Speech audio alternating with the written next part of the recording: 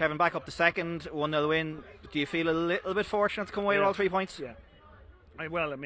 Feeling fortunate that they didn't score in the second half, obviously. And we had loads and loads of chances in the first half as well, let's be honest. It was a mad game where it could have been loads of goals. But if any bunch of players deserves a little bit of good fortune, and certainly my players, just the lads absolutely, look, not pretend what I want.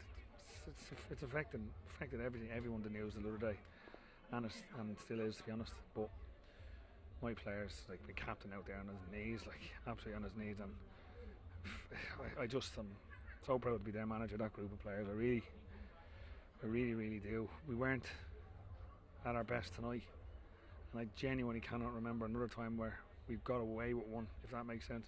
But having said that, you have to be honest, the chances we missed as well, like from set pieces we should have scored 3 in the first half, and the other chances we had again, even in the second half we had a few chances, but there's no denying that Sligo, if they had their finishing boots on last night, certainly they would have got something.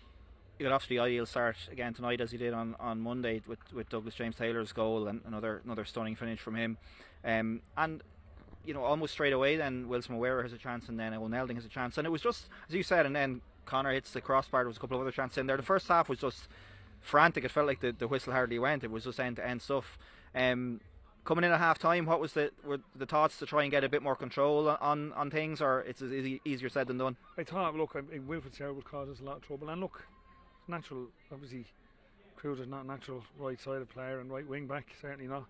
And then we changed it with Luke, because Luke's done that a number of times. We're obviously missing Owen and Alicia who could do that, so we had to change it. Bringing Dara on's not not the worst thing to do either, but no, it was, to be honest, it was to go out and keep playing and creating chances. We create so many chances, and obviously get set pieces and make sure the deliveries are right, and get them going for it. The amount that we should have scored in that first half, but no, Sligo being a really good team. I know that's they're down near the bottom of the league, but the league is so competitive, and they've picked up some good points as well recently, and as I said, they've got some excellent players who are massive, and you can see that in the second half. There's no doubt about it, didn't have their finishing, but as I said, my players deserve the world, never mind 3 points. My staff, because again, we're all of us have got all this stuff going on, so yeah, it's a bit of luck, but very, very well deserved. You mentioned Kieran Cruz coming off at half time. Was it purely because you felt like you needed a kind of someone who's used to playing it right back a little bit more, because he's got such great quality with that left foot, but on the wrong side it's a bit more difficult? Yeah, and again, Cruz's had some bad family news over the weekend as well, so. But again, the character of these players to come in, step in and do a job. Luke Heaney coming in for right wing back when he wants, he's been doing so, and he was probably our best midfielder in the first half, and it was a little bit, God, will we really do this? But I just thought we had to do it. But the lot of them have been really, honestly, the character and the class is the word I'd use for my players.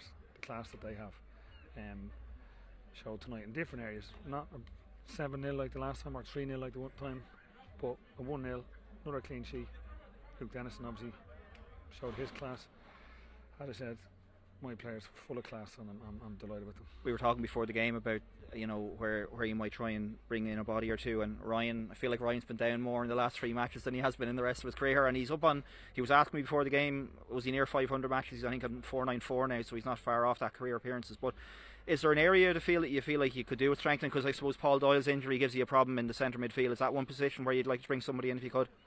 Yeah, well look, you can see that exactly with Leach being out, with Paul Doyle being out. We'll see what happens in other areas of pitch over the next few weeks. So yeah, look, but every team, we're second in the league, and we're hoping to be able to strengthen, which is, we have been unfortunate. But again, you've James Bulger nearly back. Josh Thomas will be back in the next couple of weeks as well.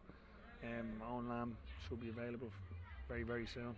So it's a good position to be in. You don't just be bringing in bodies for the sake of a body, you bring in the quality if we can, and as I said, hopefully things will become available. And be careful how I put this, but does what happened on Monday give you a little bit more leverage in terms of getting a bit of backing in the window to bring players in? Always the plan again in the window, like last year, you try and bring players in if we said, particularly if injuries or anything like that. So No, it's always been the plan. And go again on Monday. These Friday Monday games this season are a real challenge for you, and then Derry, of course, away next week. So it just doesn't stop, does it? You just have to pick yourselves up again and go again and rest up a few bodies over the weekend. Well, I mean, you're trying to rest, as you say, and like we're being made go. We don't have, but we're going to Cork on Monday and Derry on Friday. Now, how this computer works, I don't know, but that's a serious, but you sounds like you're moaning and crying when you do that. But again, I expect our players to deal with every challenge that has been thrown at them. Most of them a long time, but particularly over the last couple of weeks. So it'll be tough, and again, haven't seen the other results yet. I think Cork were beaten, so they'll be looking to bounce back straight away. So it's going to be tough, but look, it is what it is.